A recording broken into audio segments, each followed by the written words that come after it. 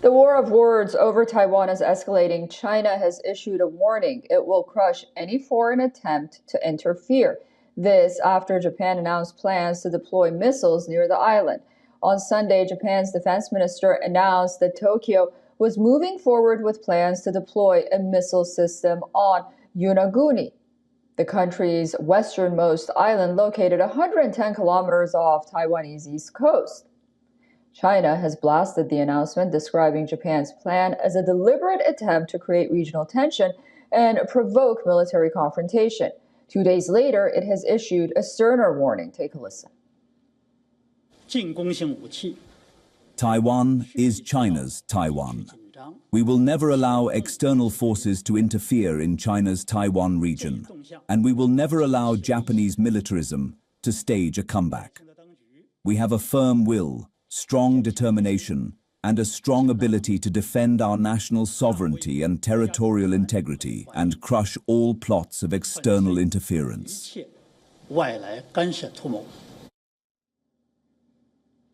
The recent war of words has erupted after remarks by Japan's prime minister, who suggested that Tokyo could intervene militarily in any Chinese attack against Taiwan. But she has also said that Japan hopes to build a better and comprehensive relationship with China. Japan has always been open to a constructive dialogue with China. Therefore, it is my responsibility to maximum our national interest and build an even better, comprehensive relationship through dialogue from now on.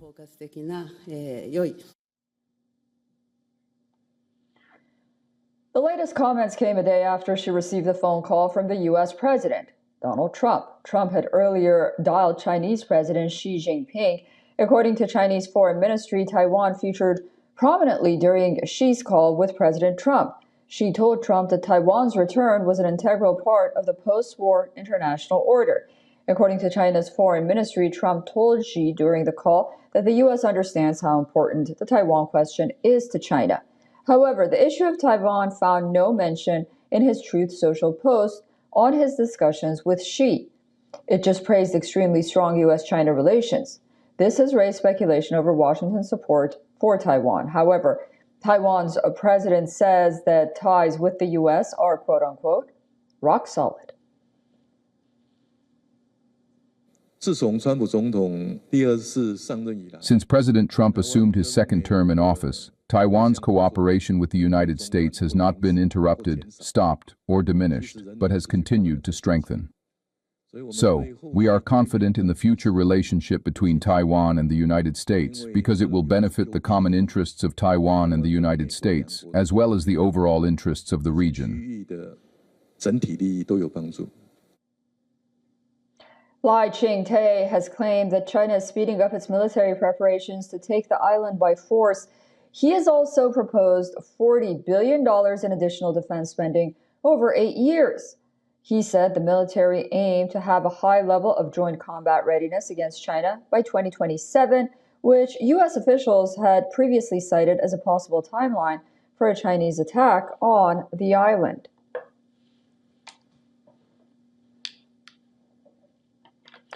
Joining us live on the broadcast is Ross Darrell Feingold, who is a political analyst joining us from Taiwan. Welcome to WION, and thank you so much for joining us. China's rhetoric has clearly intensified, especially after Japan's comments and also its missile deployment. From where you sit and from your vantage point, how does Taiwan view all of this? Is this something more dangerous, or is it still just posturing?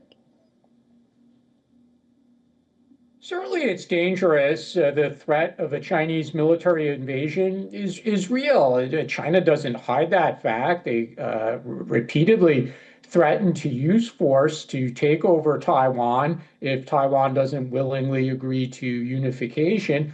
And we know that the Chinese military prepares for that possibility, both through continued and increasing investments in its military capabilities, regular exercises that in recent years have grown in their complexity by bringing together different parts of China's armed forces. So the threat is very real, and the political and military leaders, and frankly, other sectors of Taiwan society, such as the corporate world or people in general, they need to take that threat extremely seriously and prepare accordingly, whether that's through military service or defense budgets. There's lots of issues that sort of interfere with the focus, where I think the focus should be on training the military and investing in the military.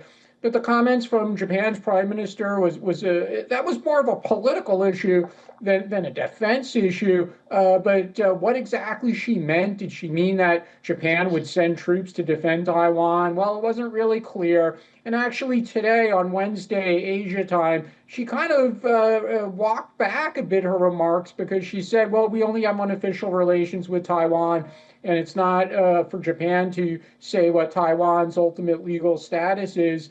And then the Trump call with Xi Jinping, where, as you mentioned, he didn't refer to Taiwan in his Truth Social post, but Xi Jinping and China did refer to Taiwan as being part of the conversation. So there's a lot of political stuff that interferes with where the focus should be. And for Taiwan to stay safe and maintain its autonomy, the focus really needs to be on doing what's necessary to defend Taiwan. And Ross, do you think that Taiwan is shaping its strategic planning somewhat differently because of these mixed messages that's coming in from Washington, although the U.S. does maintain strategic ambiguity?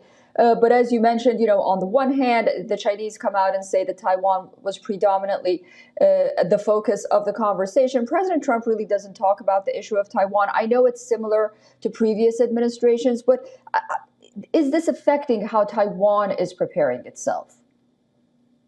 Yeah, absolutely, because Taiwan gets so many different opinions from different people and different governments and different politicians. For example, there's a constant stream of parliamentarians from different countries around the world, whether the U.S. Congress, European parliaments, Japanese parliamentarians, Australia, constantly visiting Taiwan and expressing support for Taiwan, but represent their governments necessarily. So what the actual government will do, or its approach to Taiwan, is really not for these parliamentarians to say. There's think tank and scholar experts around the world, whether in Washington, D.C., European capitals, Tokyo, Singapore, who are constantly producing written materials about what Taiwan should do as far as its defense or its foreign relations or its relations with China. And sometimes I think the government here is a bit confused about who they should be listening to in that regard. Even when it comes to defense and what Taiwan's priority should be, it often changes rather quickly. I mean, the government here would deny that, but the reality is sometimes they seem to be preparing for a ground war on Taiwan, which basically means they're conceding the fact that China would have a successful amphibious invasion and actually be able to put troops on shore. And Taiwan has made large purchases, such as over 100 advanced tanks from the United States within the last few years, which cost over $1 billion. Other times, Taiwan talks about making sure that the battle remains at sea and in the air. But then even in that regard, there's debate Right. and changing focuses on what the spending priorities should be, whether it should be on drones or ships or aircraft. So Taiwan does get pulled Right. in different directions, unfortunately. Yeah, that's such a valid point. Thank you so much for your time and your company and your thorough analysis. I look forward to speaking to you again very soon. Thank you.